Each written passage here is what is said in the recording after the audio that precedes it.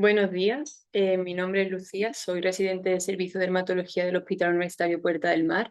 Hoy es lunes 4 de marzo, hace 14 grados y está nublado, y vamos a hablar sobre los anestésicos locales y los principales bloqueos anestésicos. A modo de introducción, los anestésicos locales son fármacos que detienen la conducción del impulso nervioso de forma localizada, transitoria y reversible. Esto lo hacen a través del bloqueo de los canales de sodio de la membrana de los axones, disminuyendo la despolarización y así el potencial de acción. El bloqueo anestésico se hace en el siguiente orden. Primero se bloquearían los nervios simpáticos, seguido de la pérdida de sensibilidad dolorosa y térmica, luego propioceptiva, luego tacto y presión, y por último la parálisis motora. Si bien es verdad que hay algunas excepciones de algunos anestésicos, por ejemplo la bupivacaína que utilizamos mucho, pues no produciría pérdida de tacto ni presión ni motora. U otro fármaco que produce directamente el bloqueo de los cinco. Los anestésicos se dividen en dos grupos según la unión al anillo aromático en ésteres, que son los primeros que se descubrieron, tipo procaína o cocaína, que son bastante inestables en plasma porque son metabolizados ahí mismo y producen ácido aminoparabenzoico, que es muy hipersensibilizante, por lo que se dejaron de utilizar, y los que se utilizan actualmente son las amidas, como por ejemplo lidocaína, mepivacaína o bupivacaína, que son los más utilizados, que estos sí que son estables en plasma porque son metabolizados en el hígado. También se clasifican un poco según el inicio y duración.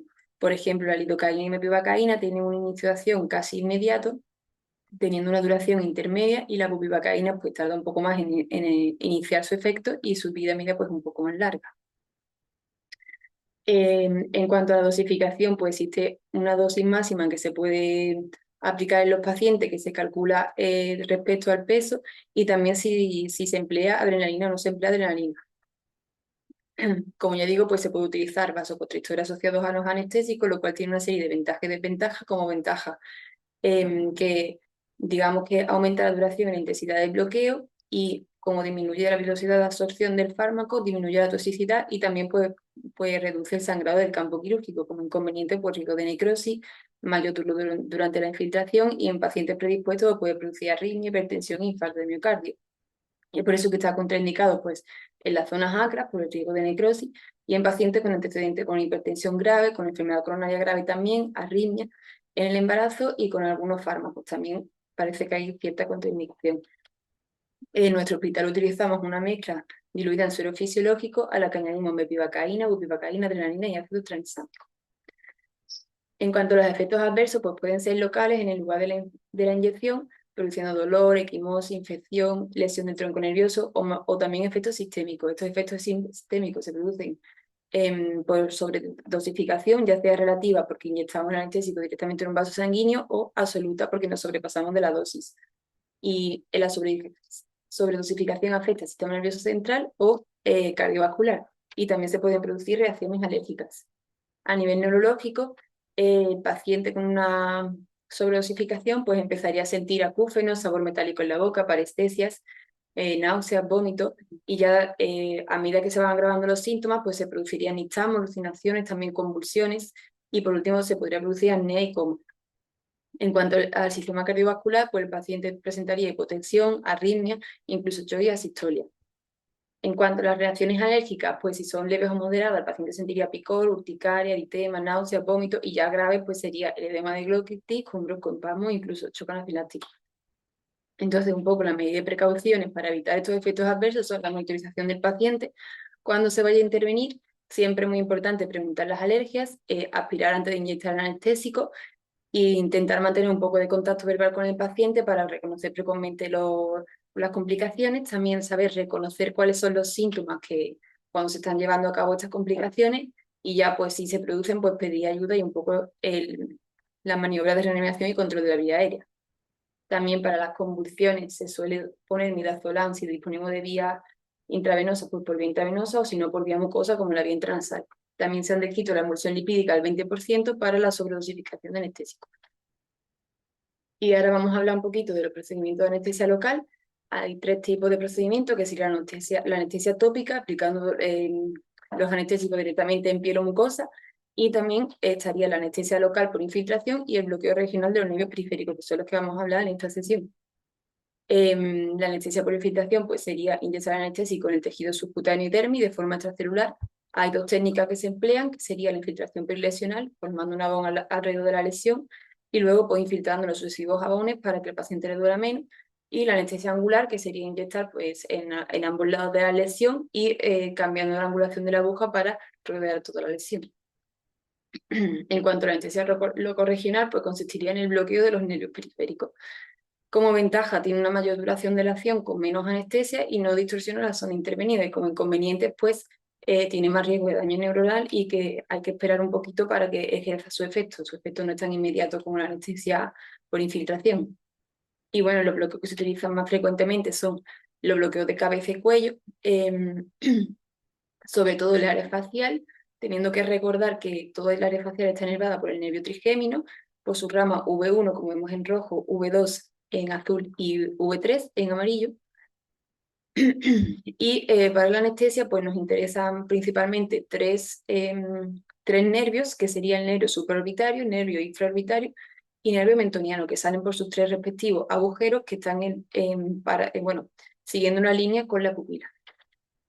En cuanto al bloqueo del nervio supraorbitario y supratroclear, estos nervios se encargan de la inervación de la zona superior del párpado, frente y también cuero cabelludo frontal, como vemos aquí en las imágenes, y estos salen por la escotadura orbitaria, que sería esta de aquí. Entonces, para su bloqueo lo que se hace es inyectar justo debajo de la ceja, palpando la escotadura, para el bloqueo supraorbitario, y luego dirigimos la aguja un poquito medialmente para también bloquear el nervio supratroclear. En cuanto al nervio infraorbitario, este se encarga de la inervación de la zona inferior del párpado, mejilla y también el labio superior y también un poco lateral de la nariz. Este sale por el agujero infraorbitario, como vemos aquí en esta fotografía, y se puede bloquear tanto intraoralmente como extraoralmente. El bloqueo intraoral, se ve aquí un poco más la imagen, lo que haríamos es palpar desde fuera el agujero con el dedo y tendríamos que inyectar el anestésico por la mucosa yugal superior al nivel del segundo canino o premolar y siempre controlando un poco con el dedo que estemos infiltrando en la zona correcta. El bloqueo extraoral consistiría en infiltrar directamente desde la zona lateral, justo palpando el agujero infraorbitario y teniendo cuidado que sea de la zona lateral porque el agujero mira hacia abajo y hacia adentro, y así pues si lo hacemos de lateral pues no inyectaremos directamente la aguja dentro del agujero infraorbitario. Y el nervio mentoniano, que se encarga de la irrigación del labio inferior y la zona de la mandíbula, que sale por su respectivo agujero también, y también pues deberíamos bloquearlo desde la zona lateral. Recordar también que está en la misma línea de la pupila como los demás. Para el bloqueo de la oreja, debemos saber que la oreja está inervada tanto por nervios de ramas del trigémino como por ramas del plexo cervical. Los principales nervios que intervienen es el nervio auriculotemporal y nervio auricular mayor.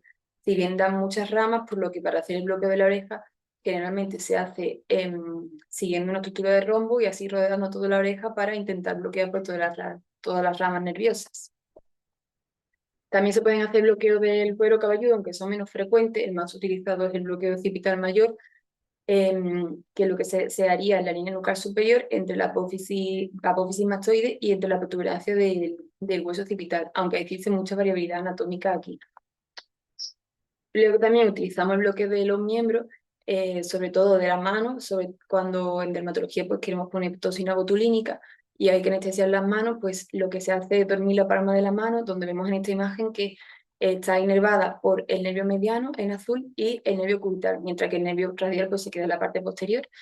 Y para anestesiar el nervio mediano, lo que hacemos es pedirle al paciente que cierre el puño y flexione la muñeca, donde aparecerán el nervio palmar, el tendón palmar mayor y el tendón palmar menor, y a 2-3 centímetros debajo del pie, pues infiltraremos el anestésico. Para el nervio cubital, lo que hacemos es pedirle también al paciente que flexione la mano, en este caso cubitalmente, donde palparemos el hueso pisiforme y aquí la apófisis del cúbito, quedando aquí una fosita donde discurre el nervio cubital y tenemos que infiltrar aquí. Para el pie, en este caso, también lo podemos utilizar para la toxina botulínica en la planta del pie o bien para procedimientos que se utilicen en dicha zona. Y la planta del pie es inervada por el nervio tibial posterior y el nervio sural. Para su bloqueo lo que hacemos es dibujar ambos maleolos y en la cara interna es donde discurre el nervio tibial posterior, pero también discurre la arteria tibial, por lo que tenemos que palpar su pulso y 1 centímetro por detrás se produce la excitación anestésico. Y en el caso de la cara externa, entre el maleolo y el tendón de Aquiles, pues también infiltraríamos el anestésico.